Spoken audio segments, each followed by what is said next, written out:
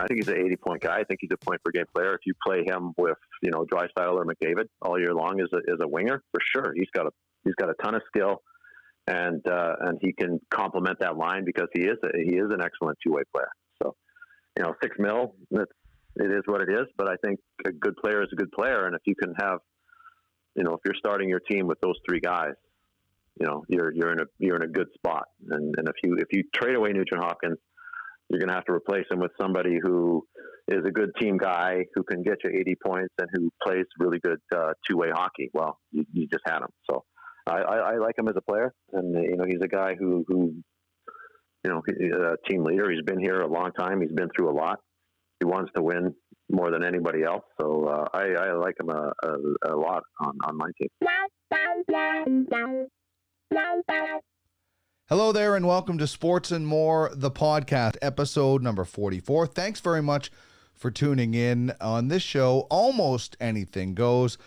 We stay away from religion and politics for the most part, but we do talk a lot of sports and more, and that's exactly what we will doing this week with Rob Tychkowski from the Edmonton Sun Edmonton Journal. That was him talking about Ryan Nugent-Hopkins and the role that he will play on this Oilers team. We have a lot of Oiler conversations to have and much more with Rob. We're going to talk about self-isolation haircuts, the future of the NHL season.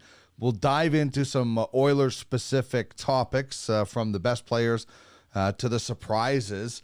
Frozen TV faces, something he was doing when they also did Scrum Lurkers with TSN. So kind of an interesting backstory behind that. A story about shirtless Greeks that you will not want to miss. Getting kicked out of a birthday party because he was too funny, and so much more. Your top three is about your favorite athletes, your top three favorite athletes of all time. And the poll question is about ticket prices when live sports return. Both of those brought to you by Ultimate Franchise Fantasy Sports. We'll get into that in just 1 second. But before we get into the meat of the show, I just want to pay a quick tribute to my Aunt Margaret, who unfortunately passed away on the weekend. She was diagnosed with COVID-19 a while back, just a short time ago, and unfortunately passed away on Sunday. She was an absolutely wonderful woman. She had an infectious laugh that lit up a room, and you just you couldn't help but laugh along with her. She was amazing. When she would come to visit, we were all so happy in our household because she was so good in the kitchen.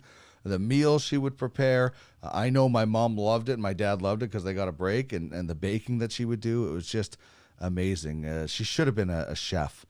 She was so kind. She would always start with dear when she was talking to me. Hello, dear, or listen, dear. And it was evident when I was living with her in Calgary in the early 90s. My mom had passed away, and I just needed to get out of the city, and I moved out to Calgary, and I lived with her for a little while. I left the stove on one time when I went out to play tennis with my buddy Smitty. I came back, and she didn't scold me. She just started the sentence with, "Well, dear, this is what we have to do." And it was just, she just always seemed to know, I could talk to her about a lot of different stuff. So she will be very much missed here. I am so glad my wife and I, Trish, had a chance to visit with her last winter when she was in hospital and have a really good visit with her. And while I know she is going to be missed, I'm just so thankful. And I just picture that, where she is now, her little sister, my mom, and her are back together again visiting. So to my Auntie Margaret, we miss you, we love you. And to her immediate family, we're obviously thinking of you.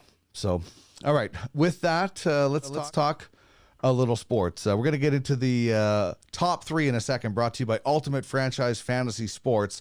Fantasy sports are awesome. I miss them so much, and I can't wait to get back with Ultimate Franchise Fantasy Sports. They make things more realistic than ever. You will not believe how realistic this is. 23-man rosters, 27-player reserve list that you buy off scouts. Yes, I said buy. I'll get into what I mean with that in a second. Daily roster moves, wickedly unique playoff format.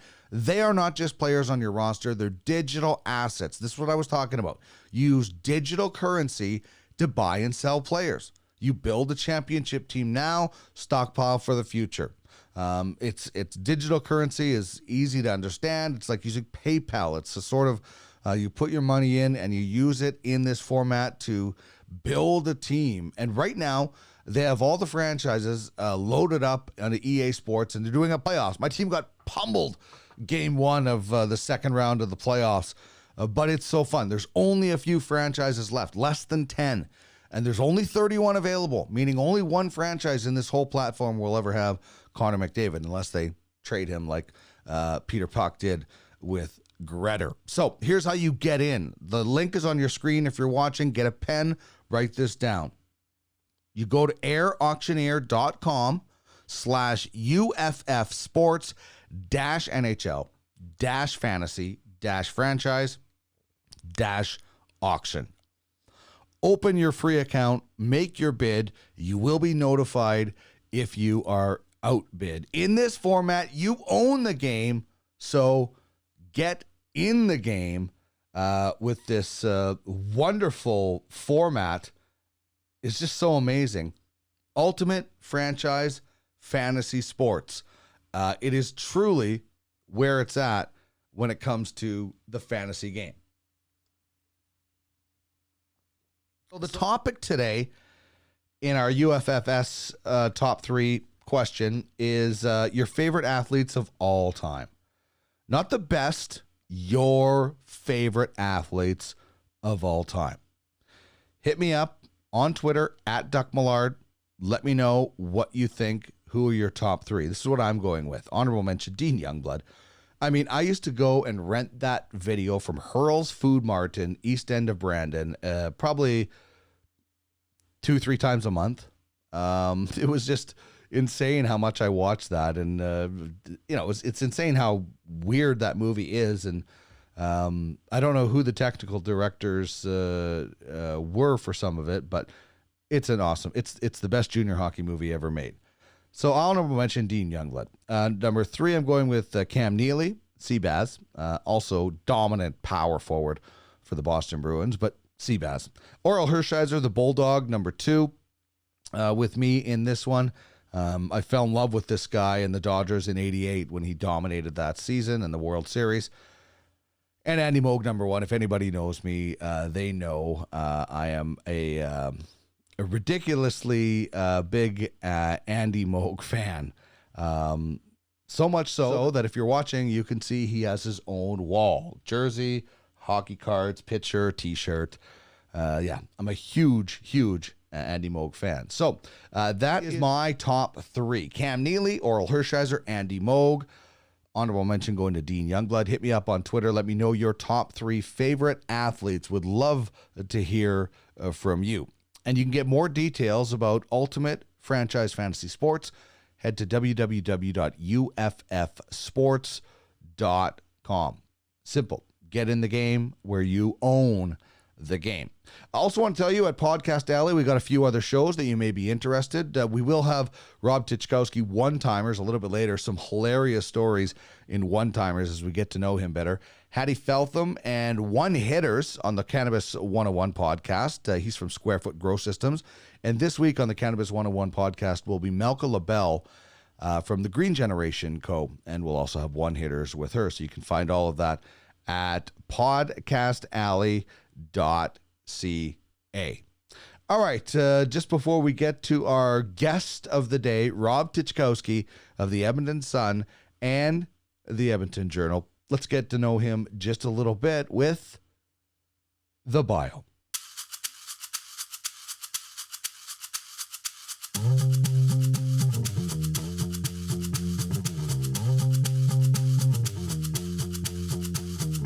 Time for the bio. Rob Tychkowski was born in Smoky Lake, Alberta, and grew up in Edmonton. He graduated from Victoria Composite High School, and while at one point he wanted to be a plumber, a work experience trip and a conversation with a classmate and a counselor convinced him to pursue writing. He took the journalism course at then Grant MacEwan College in Edmonton, and his first job took him to Wetaskiwin, Alberta for 10 months. He spent 3 years up north in Fort McMurray, Alberta, covering the Oil Barons Junior A team, before returning home to Edmonton in 1989 with the Edmonton Sun. He now covers the Oilers beat for the Edmonton Sun and Edmonton Journal. Titch, it's great to chat with you as we are all sequestered at home these days. I guess first of all, how are things with you during this self-isolation? Have you cut your own hair yet?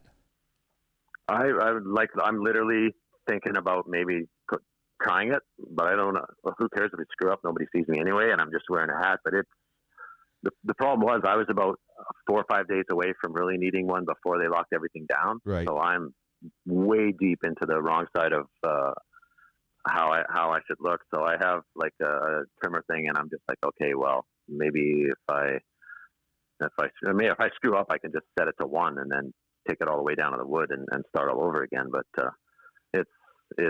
I'm honestly either thinking about black market haircuts or cutting it myself or something, because it's not working. I think we're going to see a lot of guys come out with the 1 haircut when this is done, because they've either tried to do something or had their wife try to. My buddy let his wife cut his hair the other day, and it was so comical. I mean, but I think a lot of guys are going to have the 1. Like I usually have like the 2, so it's right down. I'm just letting it grow. My beard, my hair. I'm just going to come out looking like unfrozen caveman lawyer from Saturday Night Live. Well, when I go in there, they go, what you set it to, and I'm like I think it's a 6, so it's fairly longish. And like I say, I was at the end of that when this thing started. So I don't know. I think those people. My concern is when they do open those things up, is it going to be another five weeks to get an appointment? Right. Like, everybody in the city needs a haircut. So. And then they're going to be probably the priority is going to be to the girls that spend $200 as opposed to Tychkowski who goes in there and looking to drop 40, right? So, yeah, that's right. I might not be a high priority list for the girls across the street, but we'll see. Your putting game, I imagine, is really strong. I think I saw you sink a long one on Twitter. But listen, there's in all seriousness, there's only so long we can keep. There's only so many classic games I can keep watching, and I think we're all on edge. It was kind of a novel idea in the beginning, but I think everybody now is quite over that. What's your mindset during all this? Yeah, like at the start of it, you got to do what you have to do because you saw what was happening in Spain and Italy, and you're thinking, good grief, if that happens here, we're going to be in big trouble. So let's all lock it down. And then everybody did, and everybody's, not grudgingly, but you have to do it because you have to do it. Now as we're seeing, the numbers in Alberta are just nowhere near to what the estimates they were talking about, and the fatality rates are nowhere near the estimates they were talking about. So I think we're at a stage now where you have to slowly start loosening the restrictions. Take a look at the numbers and see who's being impacted and what things that we can do safely. And nobody's saying you open up the bars and nightclubs again or put 15,000 people in a hockey rink, but or maybe the public parks, maybe a few other things like golf courses or whatever. And don't be so militant on people milling around and do something, because like you said at the start of it, it was kind of this is a novelty, and you get to work from home and you don't have to do all this stuff. But there's real people that are losing everything, and if we sit there hiding in our homes until September in the hope that somebody comes up with a vaccine before the next flu season, there's going to be nothing to come out to. So I think you have to come up with some sort of strategy like Saskatchewan is and Ontario is, and get people back out there slowly. Well, and one of the things that affects your job and a lot of people's entertainment is the National Hockey League. And we've heard stories of from Major League Baseball going to play in a biosphere or something like that in Arizona and sequester everybody.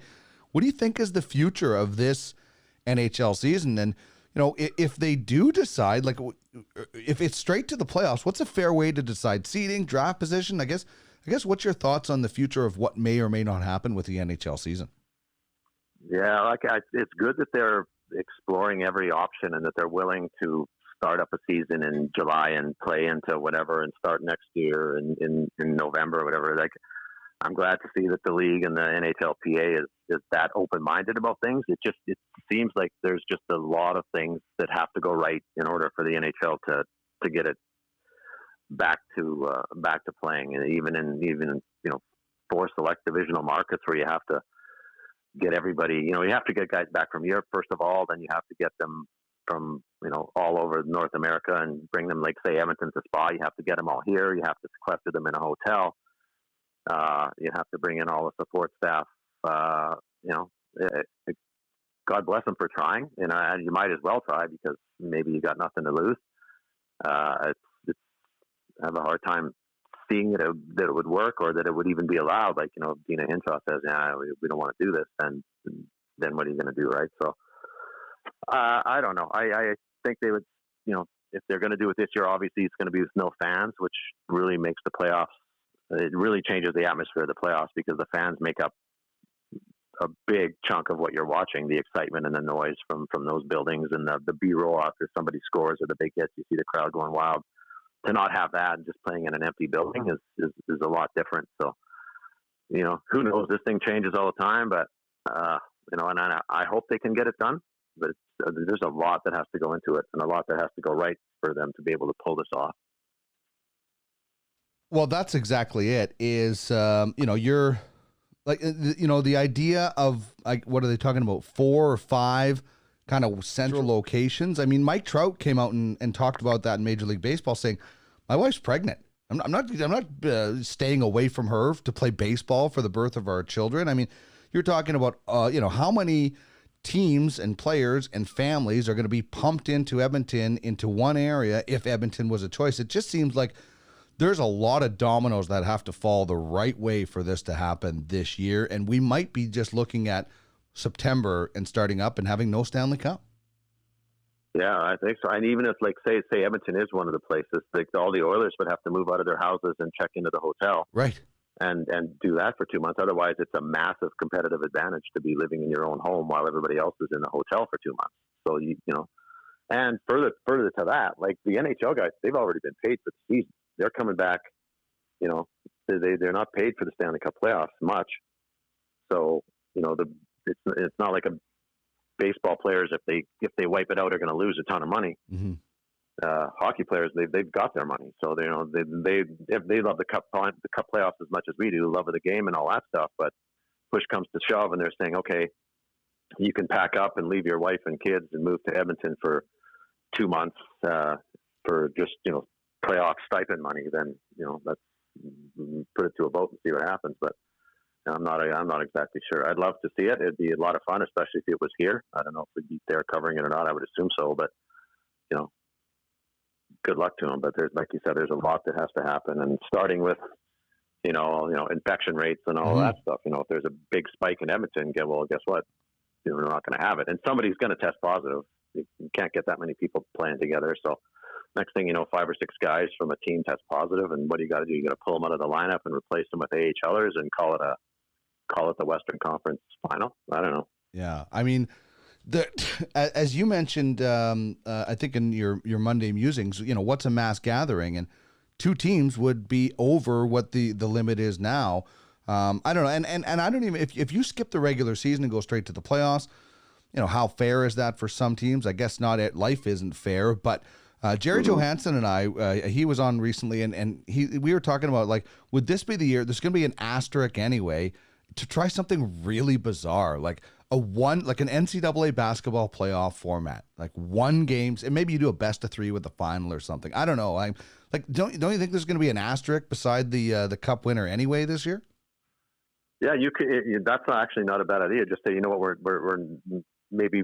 Don't give out the Stanley Cup, but we're going to have like the NHL isolation tournament kind of thing, yeah. And it's you get everybody in there, and you just have a full-on tournament, and at the end you're a champion, and do you give them the Stanley Cup, or do you come up with something else? Who knows, right? It's like a mini World Cup.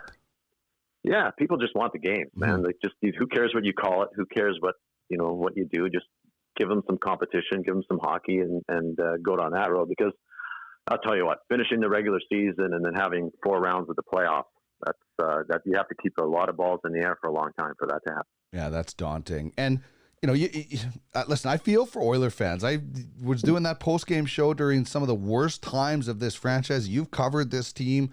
You started at the tail end of the dynasty and then some decent years in the 90s compared to that decade of darkness. So I feel for the fans looking at this year thinking, hey, our team finally might be able to make some noise, other than that blip in 2017. Yeah, like right here, right now was supposed to be the best time in years to be an Edmonton sports fan, right? And it's the worst. You can't even barely leave your house, right? We should have been,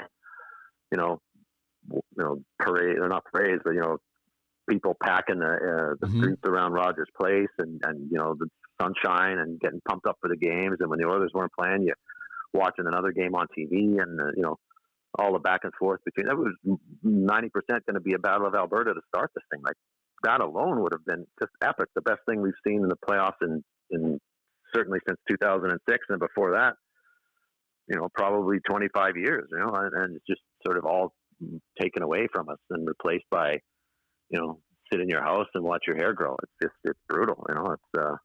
It's tough on everybody. Well, the Battle of Alberta, like you said, is the best it's been since maybe the 90s. I mean, playoffs are what really fuels a rivalry, but building towards a playoff series in the regular season helps as well, and that's what the Oilers and the Flames did this year. Well, those games were classic. They have a line brawl and all that, Kachuk stuff with Cassian, and Lucic was getting some heat in Calgary after that last game for not being involved enough. So you can imagine what he would have been like over the course of a 7-game series against Edmonton.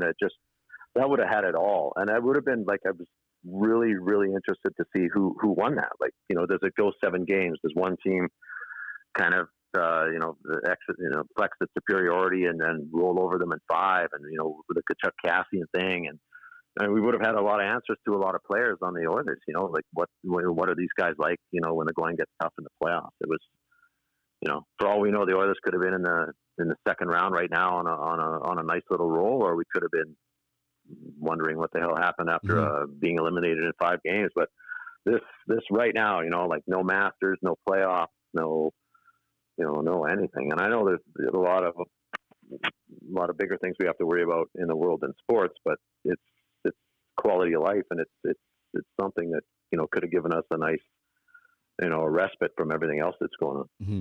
Yeah, you can be concerned and do your part with everything that we're doing and still miss sports. It's okay. There seems to be a divide on social media sometimes that if you miss the Stanley Cup playoffs, that means you don't care enough about COVID-19, it's ridiculous. You can have both, and let's not forget that with the Edmonton Oilers, Titch, that Ken Holland. He made some pretty impressive moves. He added to this roster. So, some of those things that trades were made, well, what are you going to say to the other team? Give us back the draft picks we gave you because there's no regular season. But, all that hard work by Ken Holland building a contender and adding pieces could be wiped out. And it's unfortunate. Oh, how'd you like to be a team that, gave up a bunch of draft picks for a couple of rentals for your stretch drive and they wipe out the season? Like, oh my God, it's that's I guess you couldn't really see that coming, but boy, that sucks because you mortgage your future a little bit for the now, and then there is no now. So that's tough. But yeah, you're also right about people on social media. You're not allowed to say that you wish you could play golf. You're not allowed to say that you wish you could watch hockey because that means that you want everybody to die, which is the most idiotic thing there is, right? Like I leave my house twice a week, and I've got my spray bottle of alcohol and I spray my hands and I social distance and all that stuff. I do my part, but it doesn't mean you can't wish that there are other things you could do, right? Like they have to start easing some of this stuff because people are just going to go stir crazy. What do you think happens with, I was thinking about this today, this probably isn't going to impact the status of the World Junior Championship that was supposed to be held in Edmonton. But it could affect ticket prices. Do you think we're going to see ticket packages for events and, even maybe season tickets or something like that come down because, people are, okay, do I feed my family or buy this ticket package if we can't stimulate the economy in time? Do you think we'll see a decrease in some of those prices because of this in the future? Yeah, I think it's hard to imagine that there wouldn't be something along those lines, just for that reason too. Like, a lot of people, small business owners and employees, like the service industry and hospitality industry accounts for a lot of jobs in any city, right? Restaurants and bars and hotels and all that stuff. So a lot of people are going to be hurting big time when this thing is over, and you're suddenly saying, okay, can you buy a couple of hockey tickets at $200 each to watch this? And not only that, some people anyway are going to be more cognizant of, do I want to sit in a gathering of 15,000 people? Right. So I think that in order to get people into their buildings, teams are going to have to be creative somehow, and they're going to, it's hard to imagine, big organizations like the Oilers rolling back their prices, but I would be very interested to see that, when this thing's over and the season starts, say they call it off and start on schedule next October.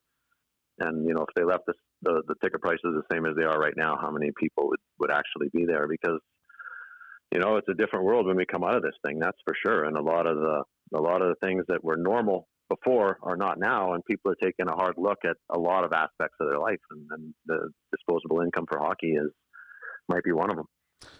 No doubt. As for this team that you do cover on a regular basis, let's chat about them a little bit. McDavid, Draisaitl, best duo in the NHL since? Well, probably. You want to go back all the way, like Yager and Lemieux? Well, would you say Crosby, Malkin? Crosby and Malkin, yeah. I would, yeah. That would be that. And then prior to that, then, yeah.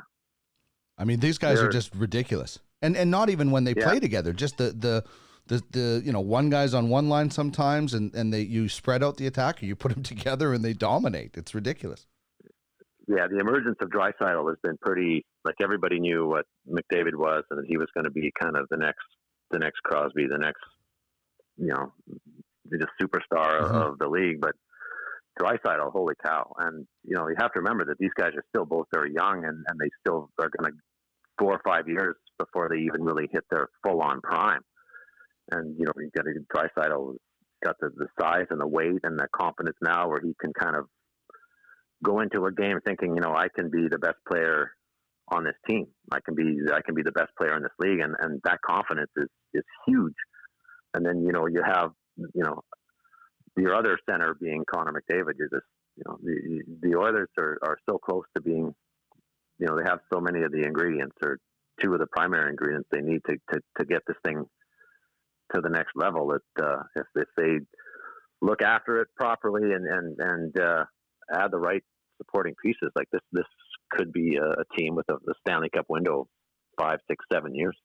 It's amazing when you think about the Oilers and the Penguins. Both franchises have had 2 waves of generational players. I mean, you look at the Oilers, you have Gretzky and Messier, Curry, all these Hall of Famers. You look at Pittsburgh with Lemieux and Yager, as you mentioned, and then both franchises down the road get another wave. I mean, Lemieux and Gretzky are in top 5 all time of the players, and Crosby and McDavid could join them as well. And then there's Draisaitl and Malkin. I mean, both these franchises, despite some dark times, have been incredibly lucky.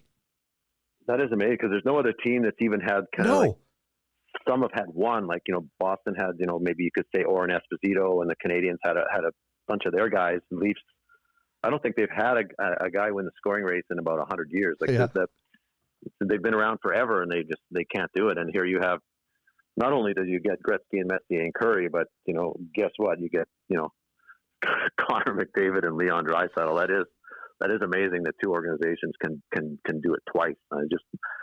You would hope, for everybody's sake, that Edmonton can do with McDavid and Draisaitl what Pittsburgh did with Crosby and Malkin, because to have a couple of runs would be pretty spectacular for the city. So aside from the top 2, McDavid and Draisaitl, and you're right, Draisaitl just emerging as the consensus likely Hart Trophy winner if they were going to hand that out. What do you like about the rest of this Oiler team? What impressed you about this team this year compared to, the ones that, you and I covered in the past? I think they have, Holland did a decent job of, because like you say, when you have the main pieces in place, you have a McDavid and a Draisaitl, and then you have a Ryan Nugent-Hopkins, who you give him a decent line mate, and all of a sudden it's like getting a free player because his offensive production, took a sharp turn upward when you started playing him with decent players. For the longest time, they dropped him down. He was playing third line with scrubs, and if you put him with a McDavid or you put him with a Draisaitl regularly, he's going to become this 80-point guy, right? So, and he's also an excellent two-way player. And then, but for me, I like, you see a Yamamoto coming, you see an Ethan Bear, you see a Caleb Jones. I think you have to have those young guys that are coming up that keep the cap money down, but are still good players. So then you can fill that middle spot with free agents that you can pay a little bit of money to. And then, so you've got the top end with Draisaitl, McDavid, and Nugent-Hopkins. You've got the younger guys that aren't making a whole bunch of money with, Caleb Jones and Bear and Yamamoto and Evan Bouchard at some point. And then it's up to the GM to fill those middle spots, right, with the second and third line guys that can help you win a championship. And I think that's the direction that they're on right now. And that's why I would have been really interested to see what they did in the playoffs, so you can get a really a better handle of where they are, because that's when you learn most about your team. Well, I like that you brought up Ryan Nugent-Hopkins, because I wonder, in your opinion, what is Ryan Nugent-Hopkins? I certainly think he's their best two-way forward, the best the Oilers have, or can he be a point-per-game guy? Like we've seen, first of all, I think like a lot of guys, he was rushed to the NHL. He really could have used another year in Red Deer. For sure, but where do you see him now? What's his full potential? I think he's an 80-point guy. I think he's a point per game player. If you play him with Draisaitl or McDavid all year long as a winger, for sure, he's got a ton of skill, and he can complement that line because he is an excellent two-way player. So, $6 million, it is what it is. But I think a good player is a good player, and if you can have, if you're starting your team with those three guys, you're in a good spot. And if you trade away Nugent-Hopkins, you're going to have to replace him with somebody who is a good team guy who can get you 80 points and who plays really good two-way hockey. Well, you just had him. So I like him as a player, and he's a guy who he's a team leader. He's been here a long time. He's been through a lot. He wants to win more than anybody else. So I like him a lot on my team. Yeah, and I think he's really shown some incredible potential this year with, like you said, you not only give him good line mates, but consistent line mates. I mean, the amount of different line mates that Ryan Nugent-Hopkins and coaches that he's had over the last his whole career is staggering. Yeah. And he hasn't complained once. He's had like 7 or 8 coaches over the last time, and they move him around, and they've got him center, they've got him wing, they've got him playing with Jujhar Khaira or whatever. Put him in a top 6 position, and it's 2 first lines basically. If your centers are McDavid or Draisaitl, put him there all year long, and you're going to get a significant amount of points from the guy, and you're going to get good two-way play. You're going to have a good power play. So I think he's a vastly underrated player. And now that they are playing him, consistently in those 2 spots, you're seeing his numbers shoot up accordingly. All right, the Oilers blue line now and the Oilers blue line in 3 years. What do you like about it now, and what are you excited about? Well, it's amazing that where they could be in a couple of years. Like, if you're talking Bouchard and Broberg, in addition to Jones and Bear and a Darnell Nurse and Oscar Klefbom, I mean, that's a wicked top 6 once those guys have a little bit of experience under their belt. So I think that's one of the areas where you could make a actual hockey trade, one up for one up, and then suddenly give away one of your currently top 4 defensemen and get yourself a full-on top 6 forward that can complement what you already have up there. And I think that would be the move that kind of can push Edmonton to the next level, or you can trade whether it's a Klefbom or a Nurse, because the guys underneath them are able to fill in those positions for less money and bring in, who knows what you're going to get, maybe a 30-goal scorer who can, add some physicality or whatever. But you make a full-on hockey trade defenseman for a forward, because Edmonton is very deep on defense, and suddenly your top six is looking pretty wicked, and your defense, if Broberg and Bouchard and Bear and Jones are, live up to their potential, could be very solid as well, because those are all puck moving guys, and that's the way the game is going now. So, I really I think their young defense is a key to the future of what happens with this team going forward, whether they become a cup contender or not. Like, if those guys are for real and they can grow into those positions, and you can make a hockey trade by moving one of your veterans or a couple of guys for top six forwards, this team will be in really good shape. The Draisaitl surge has been fun to watch this year, but not like, oh my God, we should be so shocked that he is this good player. He did have a 100-point season. The one position for me that has been made the biggest difference is in goal. And I'll be the first to say I doubted Mikko Koskinen in his early starts. I doubted them signing him to that contract. I still think it was a bad contract to give him at the time, but I'm man enough to admit that I was wrong about his ability. And I thought Mike Smith was going to come in and steal the job and play more games, and Mike Smith has been really good at times, but I think Mikko Koskinen is one of the big reasons the Oilers are where they are. Oh, for sure, yeah. Goaltending. Remember when they were good and they had that playoff run a couple of years ago? It was Cam Talbot, right? Like, if you can have a lot of the pieces in place, you can be a really good team in a lot of other areas. If your goaltending is not that good, you're going nowhere, and it's you're going to blame your defense and blame your lack of scoring. But if your goaltending is not any good, that sewers all of your plans. And Koskinen, he has this ability to go on these incredible runs. Like, we had like last year before he signed that contract, and then he sagged a little bit when the entire workload was put on his shoulders. But by the sounds of it, he works really hard, and he's committed, and he was really strong this year. Like, everybody has a speed wobble during the course of a season. You tend to overanalyze it sometimes, thinking, okay, he's no good, but no, he just had a bad week or two, right?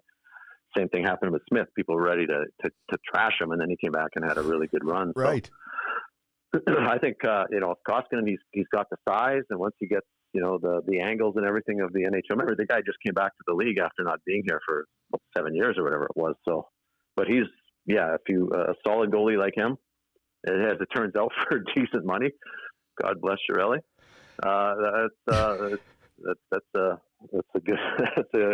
a good ingredient, and that's why I was kind of hoping for the playoffs as well, because whether Smith is more competitive and gives you a better chance right now, I would have liked to see Mikko Koskinen play every game for 3 rounds and just see how he held up physically and mentally to that strain and that stress, and if he did, then you're like, okay, this is our guy. We can count on him for 3 or 4 more years, and if he doesn't, then that too, and then you have to go out next year looking for somebody who can be Mike Smith too, if you don't think Mike Smith has it anymore at his age. Well, and it's, like you bring in Mike Smith at $2 million, the Oilers goaltending is less than $7 million. There's a lot of starters out there that are making more than $7 million. Then there's Carey Price, but the goaltending cap number between the two guys is pretty good. Oh, listen, for all of Chiarelli's faults, I mean, what did he get? Klefbom at $4 million.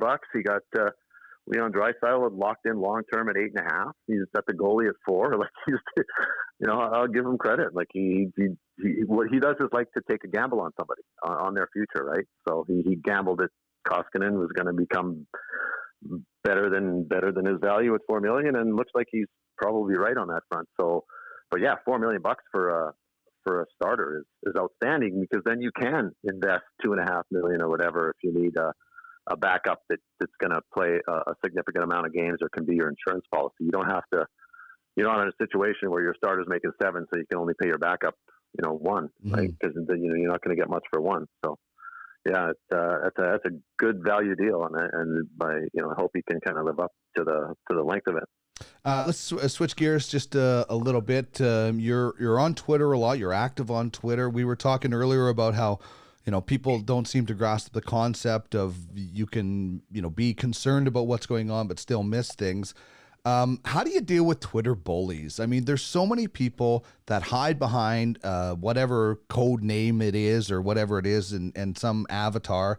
I used to get it in text messages when I was on the radio. People are really brave when they're not face to face. You have a lot of humor, but you have a sharp wit to you. So how do you deal with Twitter bullies?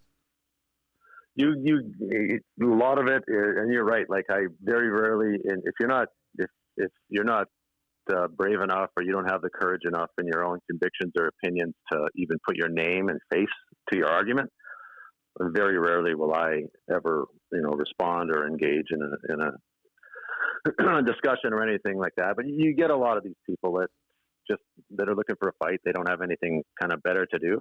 So I don't pour over the mentions a whole bunch. Like I'll skim through it and I'll say, okay, I can see where this is going and check you later. I'm not going to sit there and agonize over what some guy with a fake picture thinks of me, that, guy with 80 followers or whatever is going to call me a name. Like, be my guest, like do whatever you want. I very rarely block people. Like if somebody says you're an idiot or whatever, that's fine. That's your opinion. But if they start ripping on journalism or the paper, that's when I'll just block them. I'll say, okay, get lost or whatever. But it seems it's a weird situation now where, people aren't allowed to have their own opinions. Mm-hmm. Somebody has to jump out and shout them down and call them names or try and bully on them. And it used to be back in the old days, it was, the fascists on the right who would not allow anybody to have any free speech. And now it seems to be going the other way. Like if you disagree with anything somebody on the left says, you're a racist or you're homophobic or you whatever. Well, you're not the case. You're just asking questions or making observations or whatever, but you're kind of not allowed to do that anymore because everybody jumps on everything you say. So like I say, I don't worry too much about all the mentions or whatever. Sometimes it turns into especially with the golf. I don't know why that touched the nerve, but even then, most of the responses were just so stupid though that like I was just like there was nothing to argue about. Like I point out like listen, dude, this is as safe as you can get. Like there's 100 things we're allowed to do right now that aren't a tenth as safe as golf, and you're saying that we shouldn't be able to golf, and your only argument is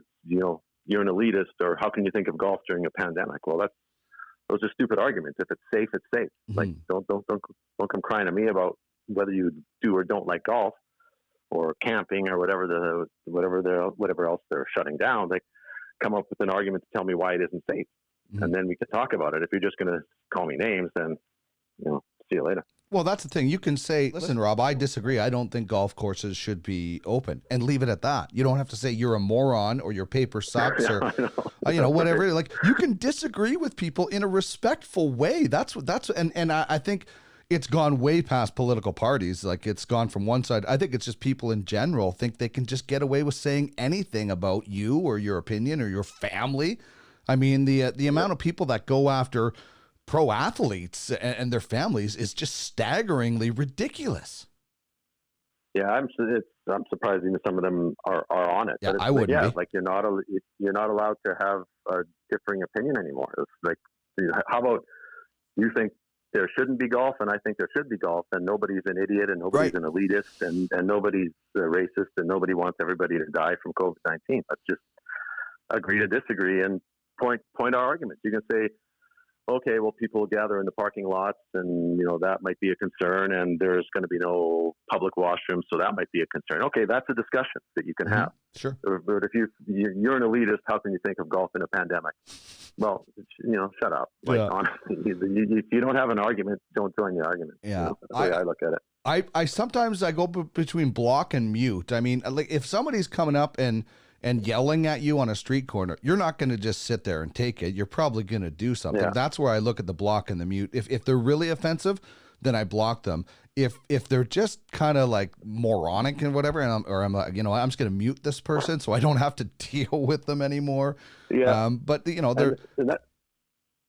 If you mute it, then they don't have the satisfaction of knowing that you even read it. Like that's why if you don't respond or don't block it, it's just. Basically, this is some idiot yelling into the darkness, and he doesn't know if you even read it or if you even care about it or even whatever. You just fire it out there. As soon as you start snapping back at him. He's like, "Oh wow, I got this guy's attention, and he's talking to me now, and people are watching. I'm gonna call him some names and start a fight." If you just ignore him, then sometimes that hurts worse than replying to the guy and saying, you got your head up your ass. Yeah, it's a good point, and there's different ways and different ways of dealing with it. The one thing I love how you use Twitter is frozen TV faces. Because and this started in retaliation. Well, I shouldn't say retaliation, but in response to the scrum lurkers that TSN was doing. Yeah, that was exactly it. Like they've been doing that scrum lurkers thing for a long time, and like I purposely, even before scrum lurkers was a thing, I would never stand behind the guy because I didn't want to be right in the TV thing. So. I was always kind of never wanted to be in scrum lurkers anyway, and I've never been on it myself. But this thing came out with Jay and Dan, and some people were upset by it because, like, quite honestly, we're in there asking the questions and getting the responses that they're running on their show. Like we're helping them get their quotes, and in turn they're turning around making fun of people, right? And it's easy to. If you don't know the camera's on you, it's pretty easy to look stupid, right? Sure, yeah. When you're, you don't know that they're zooming in on you and making you look like a goofball. So I came up with that idea probably about a year ago, and I thought, it'd be funny to do this, and I just didn't say anything about it. And Spec was always getting riled up about scrum lurkers, so I said, okay, I'll do it once. So it's pretty easy to do. You just you get a big screen and you pause it in a stupid looking face and you put it out there. And so I ran a couple, and Rashad wasn't too happy about it. And then eventually Jay Onright ended up calling me to talk about things. Right. And it was funny because he was like, "Hey man, scrum lurkers is a joke. It's not a big deal. And frozen TV faces is a joke. It's not a big deal. So just so you know," and I'm like, "Yeah, dude, this isn't a hostile war or anything." Right. Yeah. You're doing something funny and I'm doing something funny, and no harm, no foul. So Jay Onright and I were kind of fine with the levity and the spirit of it. And I think other people from watching from a distance thought it was kind of this, angry blood feud between between Post Media and TSN. But really it was, just fooling around, something to do. And once there was no more scrums, that thing was quickly put to rest, I guess. Yeah, no kidding. I thought it was funny, and but you're right. If you're, sometimes, and for that reason, I stopped chewing gum in scrums because I didn't want the camera to catch me chomping on a piece of gum beside Oscar Clefbaum or something like that, because you don't know what the other camera is picking up in that framed shot. Well, yeah, and you don't know. Yeah, there's all these other cameras, and you say, "I got to pick out the TSN camera and make sure I'm not in the back of the thing." And like again, if you don't know the camera's on you, you're kind of looking elsewhere around the dressing room to see if there's something else you might need or whatever. And then the worst thing is when the TV camera guys give you that little nudge on the shoulder because you're in their shot. Right? So please move over to the side. Oh, okay, moving over to the side gets me on scrum lurkers, dude. So you can't have it both ways. If I can't stand behind the guy because I'm worried about ending up on scrum lurkers or to the side, I'm going to stand in front, which guess what is in TSN shot. So, there was a little bit of that here and there, like people not wanting to move over for TSN. But again, we're all buddies and we're all in the same boat together. So, we work it out and nobody has any hard feelings. Rashad took it bad though. He didn't like being on there. I think he's, he would talk to me at the rink every day, like, "You're going to keep doing these? You're going to keep doing these?" Probably. I mean, it's probably hard on my PVR because you have to stop and rewind and get a good one, and where they're right. And eventually I was trying to come up with different themes. Well, then you start getting picky, right? Yeah. You want it to be perfect now. Yeah. It became. I was like Kramer or Jerry Seinfeld when he was filming the bootleg videos. He became like an artist. That's exactly it. I was going to ask you this later, but I'll get to it now. Strangest thing you've seen in a media scrum. And you're right. The camera guys versus print guys has always been a dynamic. There was a guy who used to cover the Eskimos for the Sun, who my camera guy, I think he either had a pen in his ear or a pen in his notepad that my camera guy tried to move. He dropped an F-bomb and Danny Machocha was like, What's going on? I think you probably know who I'm talking about, but Sure, yeah. yeah. What's the strangest thing you've seen in scrums? Because there's a kind of a weird dynamic of where you can stand. I mean, there was one reporter in Edmonton, my first day, told me I was in his spot in the old Rexall Place dressing room, and there's weird dynamics in media scrums sometimes. In your spot, I probably know who that one was too. Yeah, exactly. RB with the initials. Yeah, that was it. Yeah, okay. The weirdest thing ever was remember the World Track and Field Championships when they were here back in, I think it was 2000. 2001, I think. Yeah. Yeah. So anyway, I got really sick during that thing because there's people from the Congo and Japan and all over. Like I had COVID before COVID was even a thing, right? I had this wicked pneumonia going on, and I was really sick. When it was over, I had to go to get my chest X-rayed, and I was like laid up for forever. But I was in the middle of the World Track and Field Championship, so you couldn't call in sick, right? It was the biggest story ever. So I was like on 3 hours sleep and just dying and hacking and the whole deal. But anyway, they had like a mix zone, and it was really hot, like pushing 30 degrees when that event was taking place. And they all herded us into this one little box that is probably 10 feet by 10 feet by 10 feet. And it was a square. And then the athletes would just come around outside the square, and then you would go up to the rail and kind of talk to them without, leaving your little pen. And I guess it's custom over in Greece and Italy in this, but they had all these dudes that were in there with no shirts on, all these reporters. What? Big, hairy, sweaty dudes, and it was hot, so they would take their shirts off. And you're, like all sandwiched in there together, and there's these four guys from Greece with no shirts on, with their notepads and microphones, and I'm like, dude, it's like this is not how we do these things. It was the most, and I'm dying anyway, right? I was sicker than a dog, and I'm standing next to sandwiched between two guys from Greece with no shirts on. I was just like, when is this thing over? Get me out of here, man. Oh my goodness. I can't imagine how long that scrum must have felt like. Oh, it's forever. And it was inside with no AC. Like it was just sweltering hot. And it was all these shirtless dudes, and we're waiting forever for these athletes to truck by. And I'm like dying, and I'm just like, oh man, I do not want to be here right now. Well, we've all been in that one scrum position where you have to like scrunch down or do something, and you're like, how long is this interview going to keep going? My knees or my back are killing me, but I can't change position because the scrum is too big.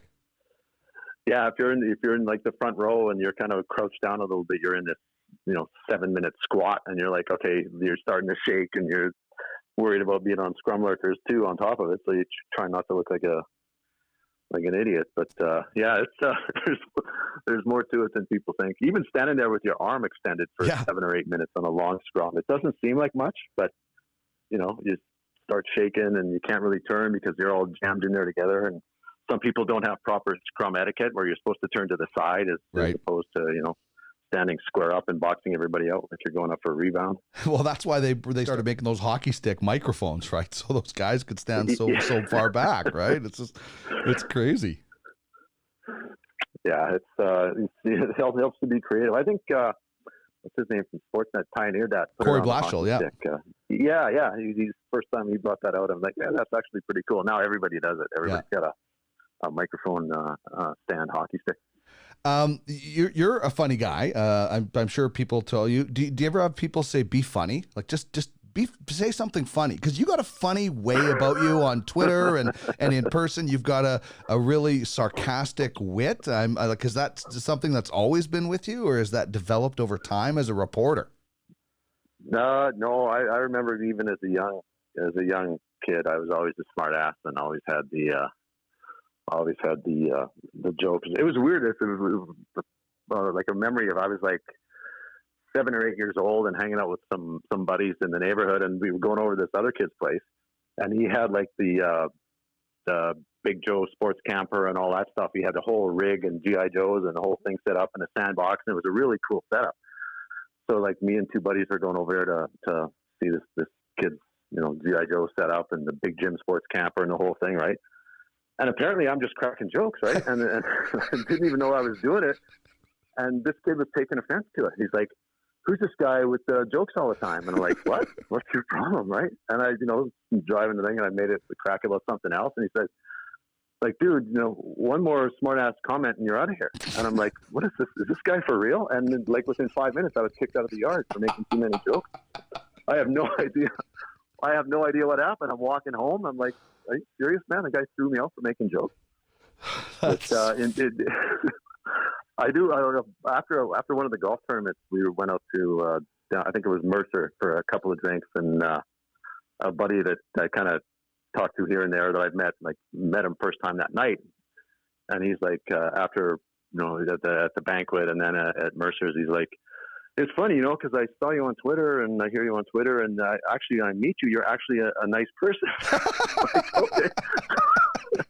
I'm gonna have to go back and reevaluate, how sarcastic and cynical I am, because apparently I'm much nicer in person than I appear to be on Twitter.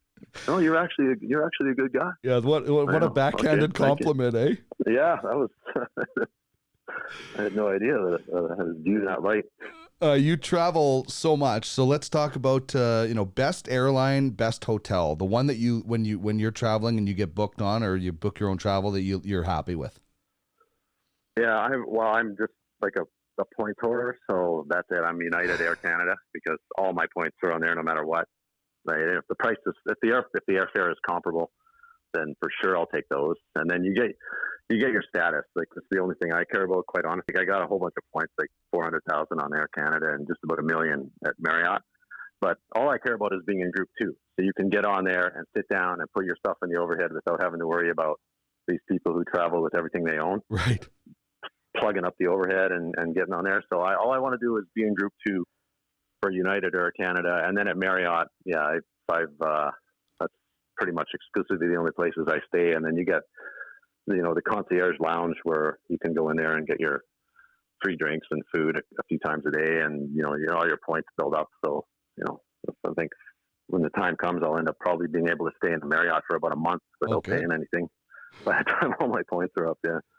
It's funny you mentioned the people getting on the plane. I mean, there used to be, I don't know if you ever watched these Warren Miller ski movies that he used to make, where he would just set up a camera and watch people falling off the chairlift or whatever that they were coming off on a ski. It was just repeated people with like crashes and everything. You could do that on an airplane with people trying to fit their luggage in the overhead cabin. Oh, it is the most bizarre thing. Like, quite honestly, if you can't get on a plane, walk to your seat, put your thing in the overhead, and sit down inside of 10 seconds, you probably shouldn't be on a plane. And you see these people, like, they've got a purse and then a personal carry-on and then a bag that's too big for it, and everything's jammed. And you should know that if you're in one of the later groups, there's not going to be room on the overheads. But I've always thought that they should charge for carry-on as opposed to charge for check-in. Oh yeah, that way that would speed up everything, right? If you, instead of charging $30 to check your bag, it's $30 to carry it on, and then everybody's like, yeah, because the people are just wanting to save money, right? $30, I got a bag, I don't want to pay this, throw it away or whatever. But in terms of efficiency, man, it's frustrating. You get on that plane and you're waiting, 25, 30 minutes as these people struggle, and then you're going from the back and looking for overheads and stuff hanging out, and not everybody's a flyer, right? Like, not everybody knows the kind of the rules and the protocol and everything like that. Some of these people are on there for the first time, but man, there needs to be a better way, because if you just leave it to the human nature and the intelligence of humanity, it's going to work out the way it is, which isn't very well. Yeah, listen, I can handle the person that's on a flight for the first time, but you see so many of that. You're like, there's no way this many people are on their first flight. It just happens too often with people that are traveling, and it's just you just wonder, like, it's not that hard to figure it out. Now, like, if somebody is elderly or something, you have obviously you understand and you give them some help. But when the 27-year-old guy gets on there and he can't fit his thing in, it's like, man, what's wrong with you? Or the guy, like they say, if you have a backpack and a carry-on bag, your carry-on goes above you and the backpack goes at your feet, right? So there's room for everybody. And one of these guys in the first groups, and he puts his carry-on on, and then he puts his backpack on there, and then he wraps up his coat, and he takes up an entire bin for one guy. Like, you want to give him a slap in the back of the head, because now we're going to be waiting as everybody else tries to get their stuff in. It's just, a lot of it is just the inconsiderate people that kind of frustrate me the most. It's just, that bag is too big. You should have known it. There's there's a checker right when you check in to see if it'll fit. And then the other guys are the people that, put everything they have up there so nobody else can use it too, which is even worse because they should know better. How about your favorite road city? What's the one city you love stopping in? Maybe it has a great restaurant or something. Probably a few of them, but I think if you're a hockey fan and you haven't been to Nashville yet, that's got to be number one on your bucket list. Like, it's the arena atmosphere is great. The hotel is across the street from the rink for the most part. The downtown is really close, and then that strip of bars on what do they call it? Broadway, I think, is the name of the street. It's nothing but live music and incredibly talented live music. Like, all the players, all the acts that have made it big in Nashville, from Dixie Chicks, Toby Keith, to all these other people are, there's just incredibly talented people, and they play everything. Like, you give the guy $10 in his jar and they'll play AC/DC for you. And it's just a great, and the food is great. That southern U.S. barbecue. So Nashville for sure would be a fantastic road trip. So I like New York is good too. Going to New York City every once in a while is good. But for me, if I had one more road trip to go, I'd probably do Nashville. Nashville during that playoffs, especially their cup run, seemed like it was unbelievable. Like, we all see, started with like whatever the Red Mile, and then White Avenue here, the Blue Mile, if whatever you have. But you expect that in a Canadian city. I don't think a lot of people expected the outpouring of support and open partying in Nashville until it happened. It looked like it was just wild. Well, it was crazy. Yeah, I covered that series, and I was just, they're closing down the streets, and I think it was the second. I forget which round it was, second or third. They all kind of run together now, but the city was just insane, like the way they adopted that team, and just it's a party atmosphere to begin with. So you just you add a playoff run into that mix of live music and a million places that are playing live music on that strip, and it was a great time. I covered it a little bit in the bio briefly about your career path, but I think it's worth revisiting. You kind of grew up in Edmonton, graduated from Victoria Comp, but it was before it became an arts school. You kind of were going to be a plumber. If you were a few years later, you might have been an actor or something like that. But tell us a little bit about you had plans to be this pipe fitter plumber, and then boom, you end up a writer. Yeah, that is a sharp left turn, isn't it? Like I went to Vic for I was on the 4-year plan because I took grade 10 so casually, but all my credits, like most of them, were in welding and pipe fitting, plumbing, right? Because I had full-on intentions of being a plumber when I got out of school, like a good trade, paid a lot of money. I thought, no, okay, this is all right. And then towards the end of it, I went on work experience a couple of times, and one of them was in winter. And in your final year, you go twice, like one in the middle and then one at the end. And I'm just like, you know what? I'm not sure that this is necessarily what I want to be doing.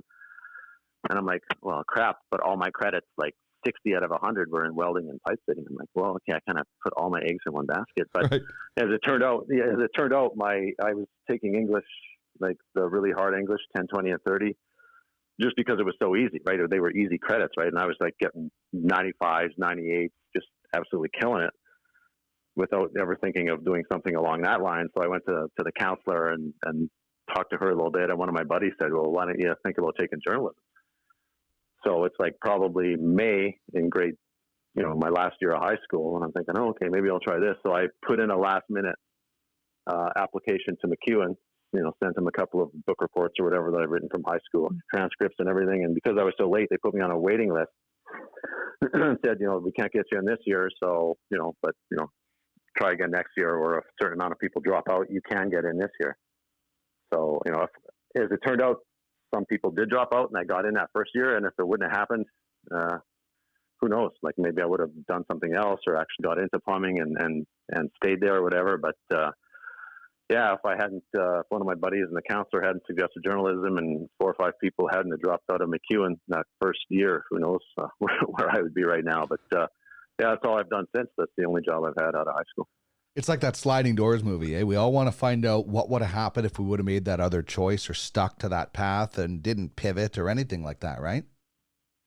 Yeah, it'd be interesting to see. Like, for all you know, you're just a very happy plumber, right? Yeah, like, who knows? Maybe have your own company. Like, I can still, do a lot of, I could solder some pipe and change a toilet, and probably wouldn't legally be allowed to weld because it's fairly dangerous. But, yeah, I would know what to do, right? So, some of those skills stay with you. Yeah, who knows? Maybe instead of going to Rexall one day, you as a plumber went and bought a lottery ticket and won $60 million. You just never know what would happen. That is, who knows? A totally different life would have, yeah. So you do a few jobs and works at some papers. You end up in Edmonton in '89, and you come just at the tail end. But one of your first road trips was pretty memorable. It was. Like, I had gone from, I started out with the Wetaskiwin Times, and I covered the Hobbema Hawks for one season there, which was a great adventure, driving from Wetaskiwin to Hobbema Friday and Saturday night for those games.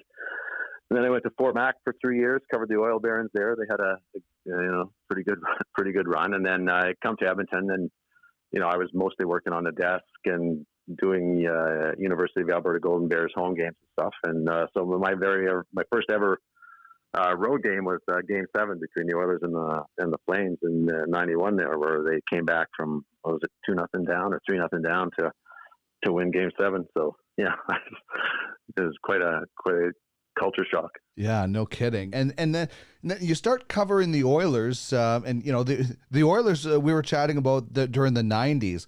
There was a lot of people saying, "Oh, they're only 7th or 8th. They get knocked out."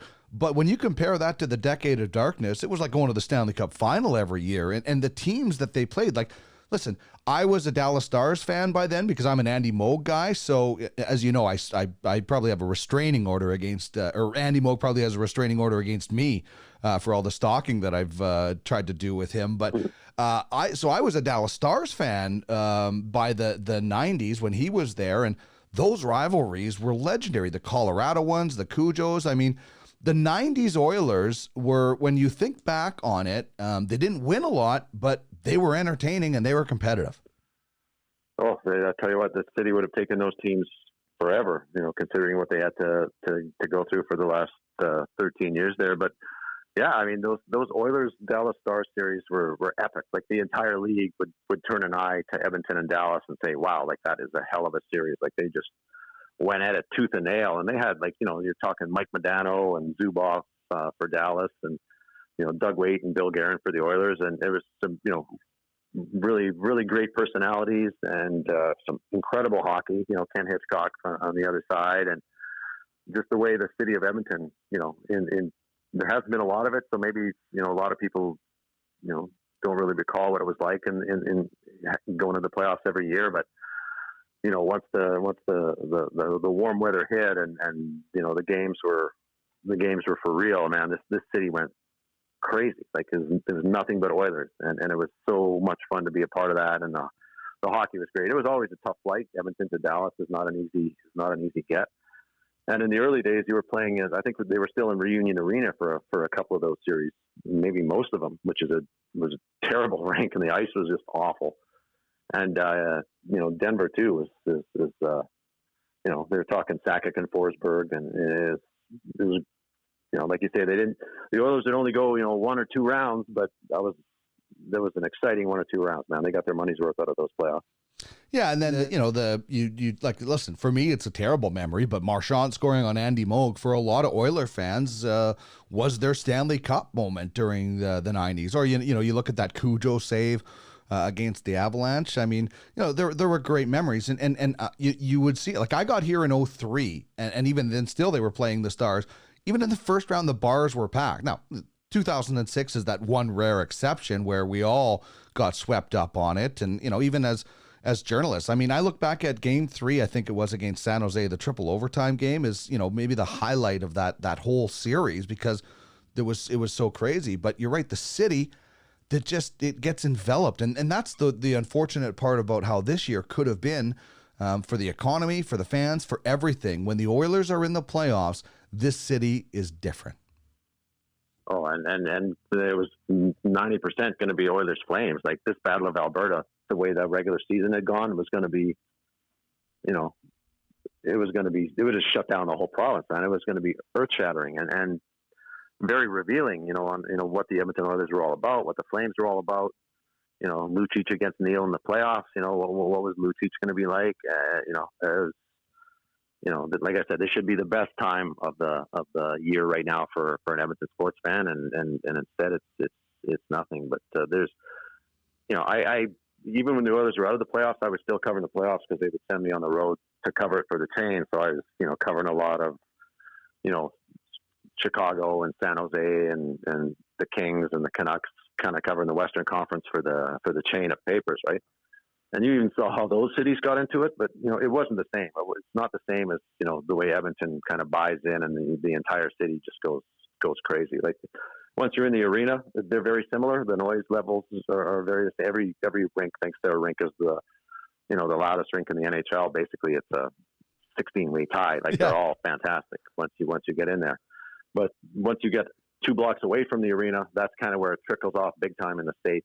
But here, it's you maintain that momentum where everybody is fully bought in and fully invested and living day to day based on the fortunes of how the Oilers are going to do that day. And that's a special feeling that a lot of people have kind of forgotten about. But if I came in here towards the end of it, I went from covering the Oil Barons to the 1990 Cup final and a couple of months in just a few short months. So, I got a nice taste of it when I first got here, and Edmonton is definitely a special place in the playoffs. That's for certain.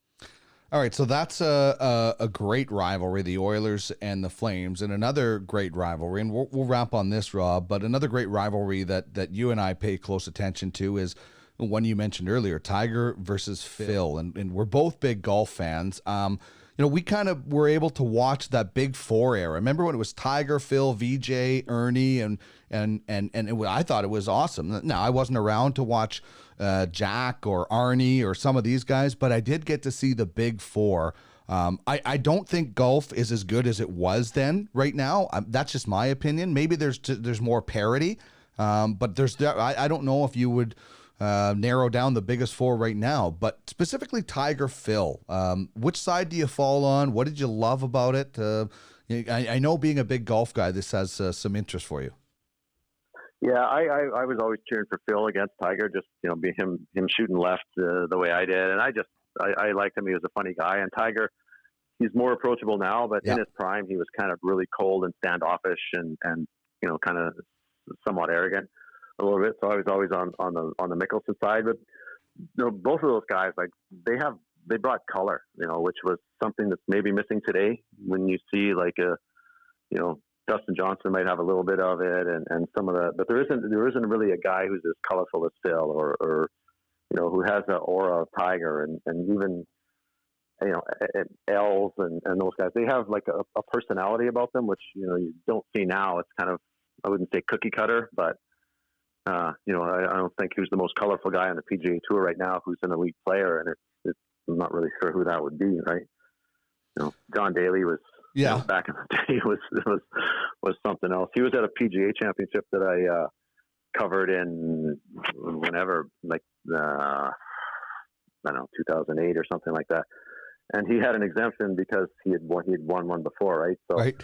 Instead of playing a practice round at the course in it was Southern Hills, Tulsa, Oklahoma, and it was wicked hot. Like it was southern states in the summertime was brutal. It was pushing 40 degrees or whatever. So Daly's like, I'm not playing a practice round unless I can take a cart. And they're like, well, it's PGA, you're not taking a cart. So he says, screw it, I'm not playing a practice round. So he and his buddy, who owned a course nearby, that's where he did his practice rounds because he could wear shorts and drive in a cart. So he didn't play any practice rounds. And then he rolls into Southern Hill having not played it. And he's right around the first or second round lead. That's how talented that guy was. But if he ever applied himself, he would have been an absolute superstar, right? And then he ran out of gas because he's out of shape and everything. But and I think he missed the cut. Yeah, I think he was tied for the hanging around the lead after the first day, and then faded big time after that. But it just shows you like how much skill he had and how little dedication he had. And if he ever could have had that Tiger Woods focus and discipline, he could have been better than Woods. I mean, he hit it a ton, and he had a short game that a lot of people don't give him enough credit for, but he was very good on that side of it too. Yeah, a lot of people just focus on the long drives, but his hands around the green were legendary. And yeah, he was outspoken and obviously did what he wanted. His book is a really good read.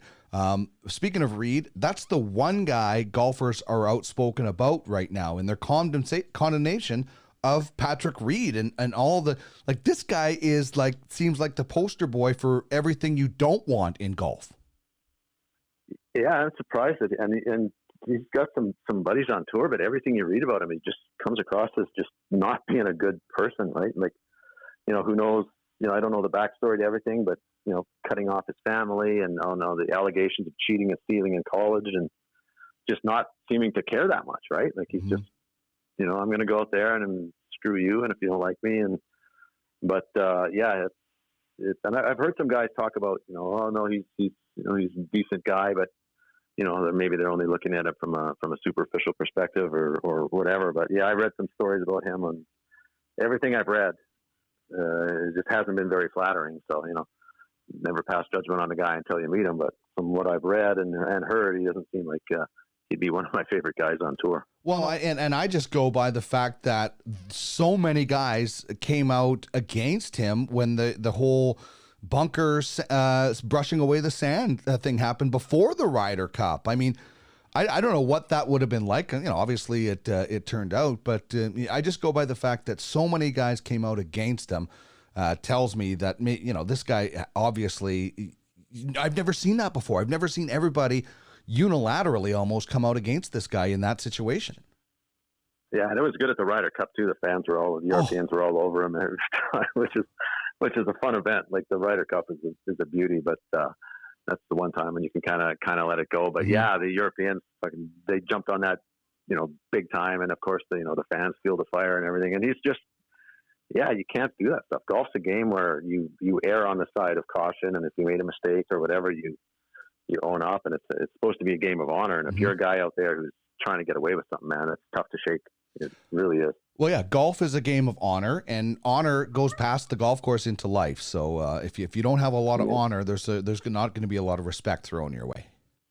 Well, like if you say you're playing with a buddy and you catch him cheating, are you ever playing him for money again? No. Yeah, exactly.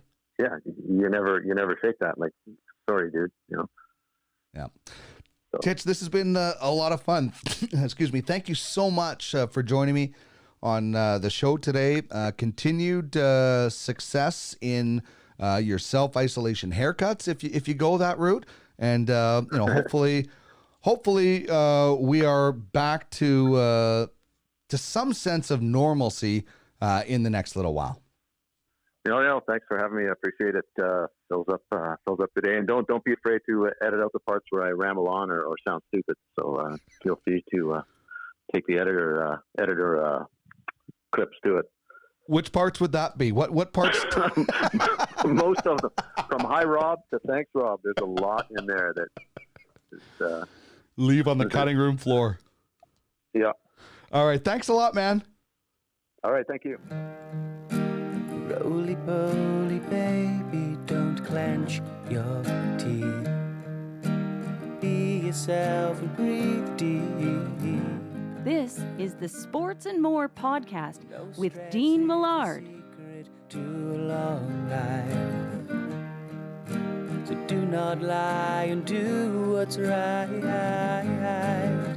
Always have humility. Do your best to succeed.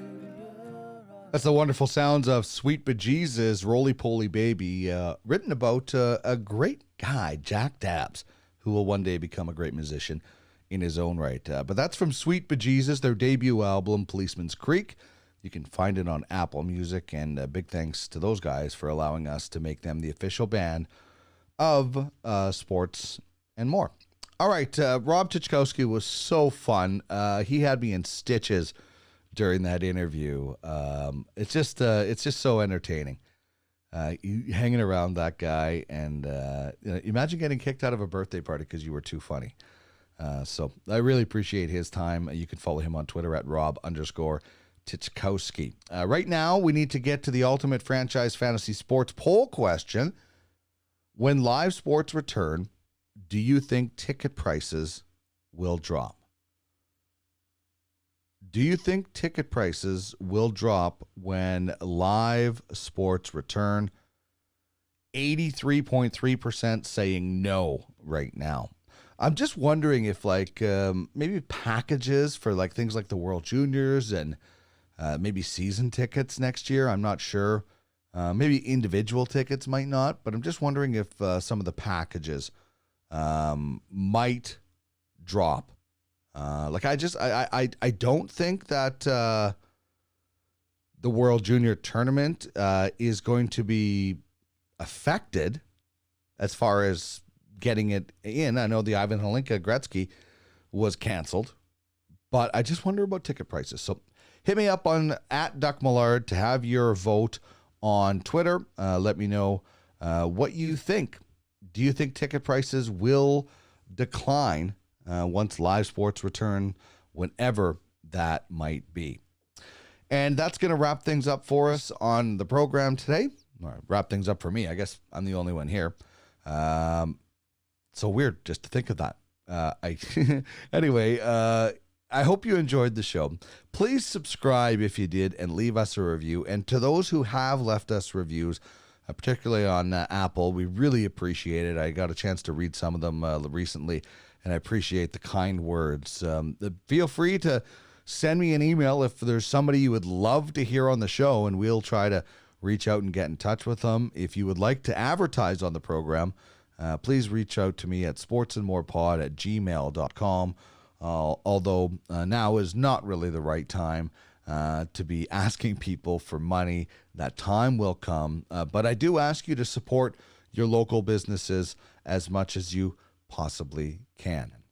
Thanks so much to Rob Tychkowski for joining me on the program today. It was so much fun. We will have one-timers with Titch a little bit later on in the week. He is such a funny dude. Follow him on Twitter at Rob_Tychkowski, and a great writer too. He really does come up with some great stuff. I leave you now with another little ditty from Sweet Bejesus, the official band of Sports and More. This is The River is Low. As we say goodbye, playtime is over. The river is low, it's joining me down here, and the sun beats my soul, and there's no shelter around here, and I'm so dry and lonely for home.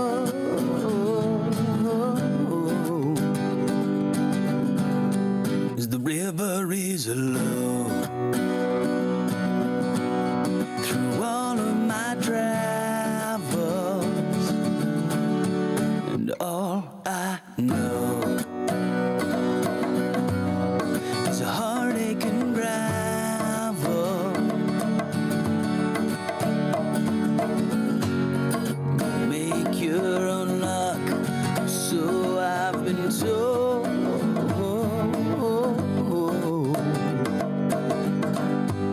The river is low.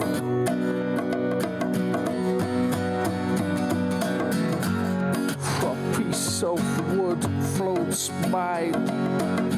Does that mean she say goodbye?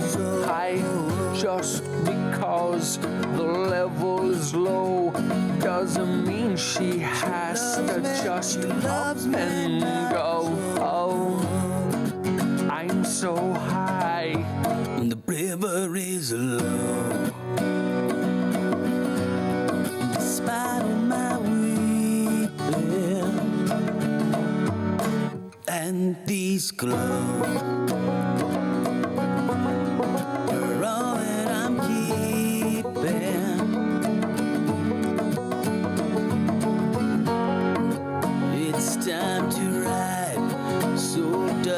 road.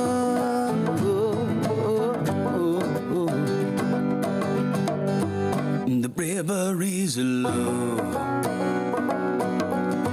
here in southern Alberta, and there's nowhere to go where the air doesn't hurt ya.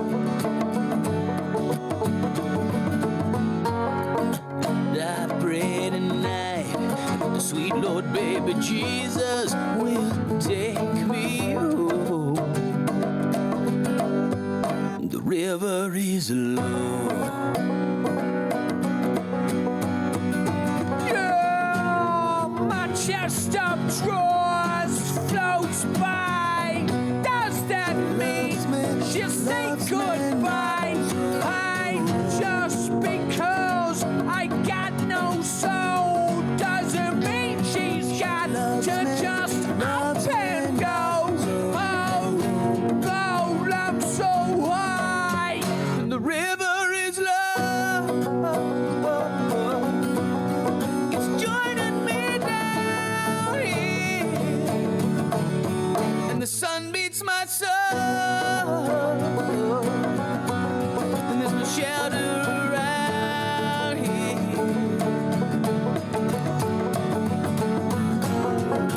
And I'm so dry, lonely for home, 'cause the river is low.